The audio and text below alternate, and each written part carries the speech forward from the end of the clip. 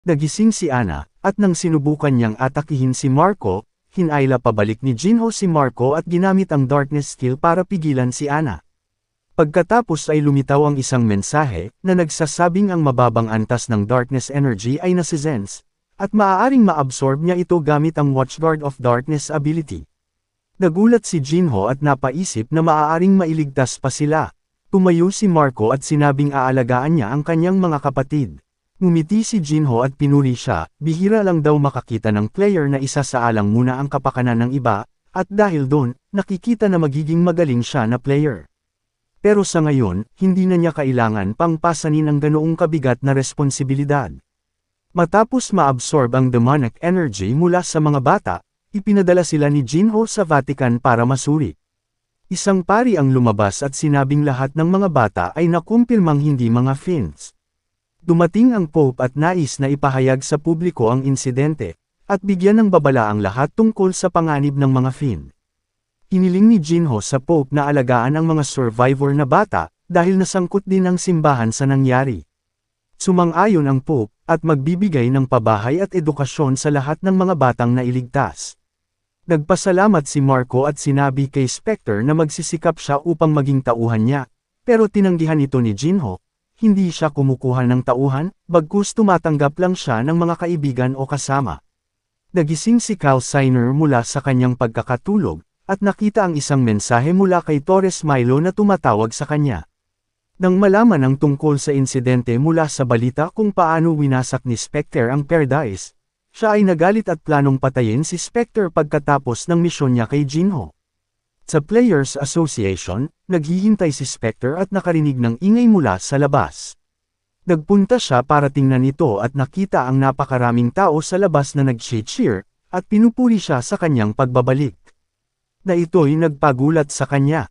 Habang papunta sa conference, tinanong ni Diakbu si Jinho kung tungkol saan ang kanyang announcement. Sinabi niya kay Diakbu kung naalala niya noong una siyang nagising at naisip na ang mundo ay mapayapa, ngunit hindi. At sa pagkawalan ng 5 bayani, ang mga fiend ay kumikilos at ang mga mahihina ay kinokontrol nila, at sa 25 taon na ang nakalipas, sa kabutihang palad ay wala pa silang malaking nagagawa. Sinabi ni Diakbu na dahil nandyan lamang ang 5 bayani para pigilan sila.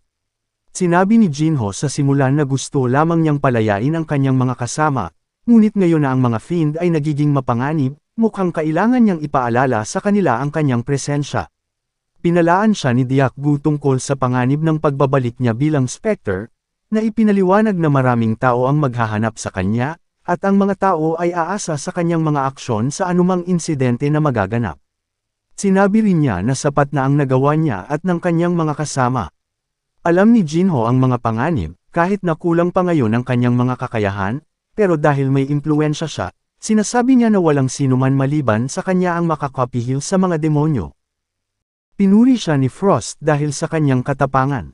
Nadismaya si Diakbu at naiintindihan niya ang kanyang punto, at tinanong siya kung ano ang kailangan niyang gawin. Sinabihan ni Jinho si Diakbu na taasan ang volume ng speaker hanggat maaari sa conference hall.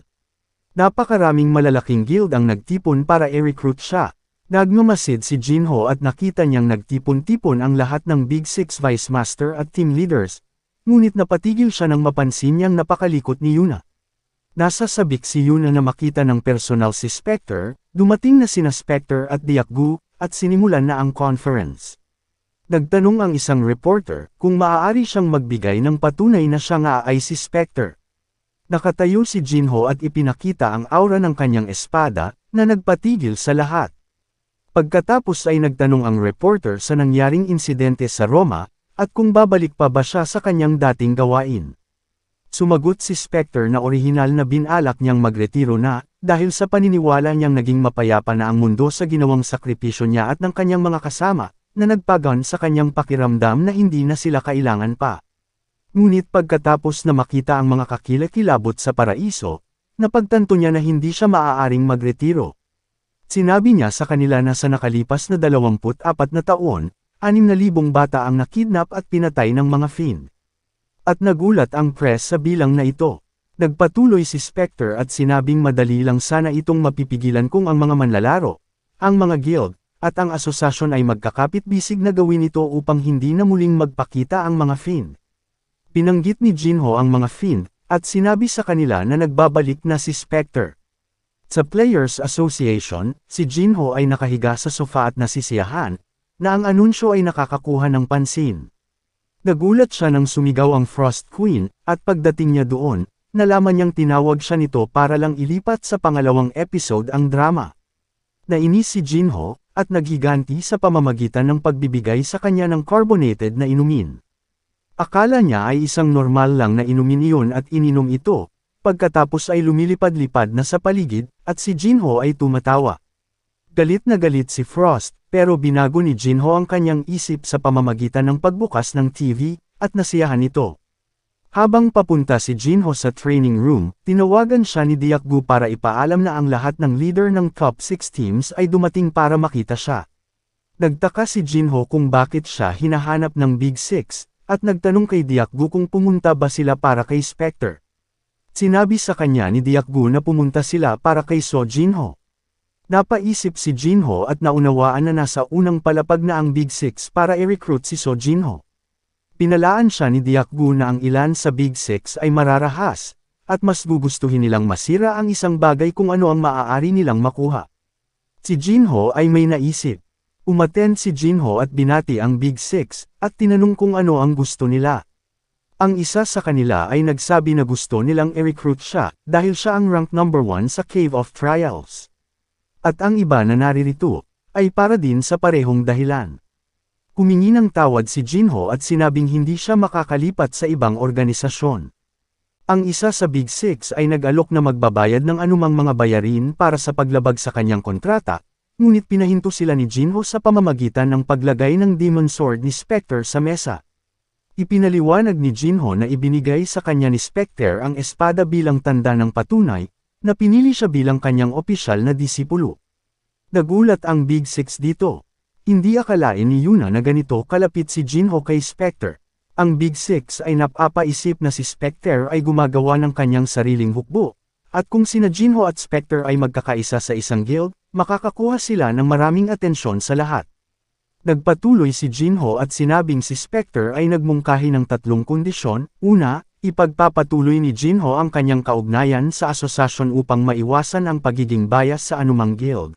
Pangalawa, ang mga guild na tatanggap sa panukalang ito, ay makakatanggap ng malaking halaga ng impormasyon at impluwensya sa ikalawang palapag, at ikatlo, ang mga guild na tatanggap sa panukala ay magbibigay ng anumang impormasyon na hihilingin ni Spectre, at bilang kapalit, si Spectre ay mag-aanunsyo sa publiko ng kontribusyon sa bawat guild. Naisip ni Yuna na ang Big Six ay walang pagpipilian kundi tanggapin ang alok upang matanggap ang pag-aproba ni Spectre. Dahil pagkatapos ng conference ni Spectre, ang mga guild ay sinisisi dahil sa walang sapat na ginawa upang pigilan ang mga Fiend, at nag-aalala lamang sila tungkol sa pagpuno ng kanilang mga pera. At sinasabi rin ng iilan na si Spectre lang ang may hawak ng kapangyarihan. Sinabi ng Big Six na kailangan nilang kumonsulto muna sa kanilang mga guild masters. Umalis si Jinho, at sinabing kontakin siya kung sakaling makakapagdesisyon na sila. Alam ng Big Six na hanggat si Jinho ang proxy ni Spectre, hindi nila siya marirecruit, at naisip nila na nakita ni Spectre ang potensyal ni Jinho na maging kasing lakas ng 5 bayani. Alam din nila na si Spectre ay may malinaw na mata para sa pagtukoy ng potensyal, tulad ng ginawa niya kay Gilberto Green, na mayroon lamang D-rank na mga skill kaya't hindi siya pinansin ng lahat. Tanging si Spectre lang ang nakakita ng kanyang potensyal. Naabutan ni Yuna si Jinho, at nagbiro si Jinho na hindi siya bibigyan ng special treatment dahil sa magkakilala sila. Itinanggi yun ni Yuna, at nagtanong lamang siya kung malapit siya kay Spectre. Sinabi sa kanya ni Jinho na ito ay isang professional relationship lamang. Nagtanong ulit siya kung nakilala niya ito ng personal, na kinumpirma naman ni Jinho. Hiniling niya kay Jinho na ipa-autograph ang kanyang libro kay Spectre. Si Jinho ay nag-aalangang pumayag, at pagkatapos ay humiling siya na iguhit sa puso ang kanyang pangalan dito. Sinabi sa kanya ni Jinho na hindi siya nagsusulat ng bagay na nakakakilabot, at sinabi ni Yuna na hindi siya ang magsusulat kundi si Spectre, at nagpasalamat na ito at umalis. Nang maglaon sa training room, ipinakita ni Jinho ang kanyang mga estatistika at nakikitang katulad ito noong siya ay nasa level 60 noong nakaraan. Napagtanto niya na kapag pumasok siya sa ikalawang palapag, siya ay magiging dehado kahit gamitin pa ang pangalan ni Spectre, upang makakuha ng impormasyon na ibibigay sa Big Six para sa kasunduan. Nagpatawag si Jinho ng 10 level 100 na dummies at nagpa siya na muling pag-aralan ang lahat ng mga kasanayang ginamit niya sa nakaraan, bago tumungo sa ikalawang palapag. Ipapakita niya ang kanyang kakayahan sa pamamagitan ng pag-iwas sa isang pag-atake ng isa sa mga dummies, at kinounter niya ito ng atake na may magic. May napansin dito ang Frost Queen, at kinumpirma ni Jinho na gumagamit ito ng malaking halaga ng magic energy. Naalala niya ang teknik na ito na itinuro ni Skaya, na tinatawag na booster, at ginagamit ito para mag-charge at maglabas ng malalakas na suntok na maaring sumira sa lugar, na nagpamangha sa Frost Queen. Gayunpaman, pagkatapos ng pagpapakitang iyon, si Jinho ay napagod at ipinaliwanag na kahit noon pa man, kaya lamang niyang gamitin ang booster technique sa loob ng 10 minuto.